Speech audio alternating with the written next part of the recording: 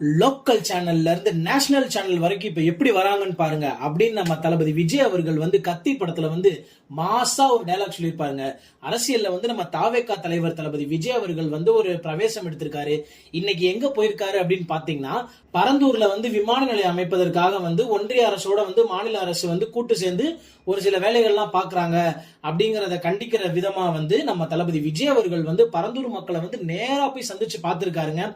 தாவேகா தலைவரான நானும் என்னோட தோழர்களும் இந்த பிரச்சனைக்காக உங்க பின்னாடி கண்டிப்பா கடைசி வரை நிப்போம், உங்களுக்கான நியாயத்தை வாங்கி கொடுப்போம் அப்படின்னு சொல்லிட்டு சும்மா அனல் பறக்கிற மாதிரி ஸ்பீச் எல்லாம் பேசியிருக்காருங்க. அப்படியே விவசாயிகள்லாம் அவர் மேல பச்சை துண்டை போட்டு அவரை வரவேற்று சும்மா ஒரு மாசான ஒரு விஷயத்த பண்ணிட்டாங்க. பரந்தூர் போறதுக்கு முன்னாடியே இவருக்கு அவ்வளவு கட்டுப்பாடுகள் விதிச்சாங்க. அங்க போய் என்ன சொல்ல போறாரு அப்படிங்கிற அந்த ஒரு எக்ஸ்பெக்டேஷன்ஸ் பாத்தீங்கன்னா, லோக்கல் சேனல்ல இருந்து உண்மையிலே நேஷனல் சேனல் வரைக்குமே இன்னைக்கு இதுதாங்க டாபிக்கா போய்கிட்டு இருக்கு.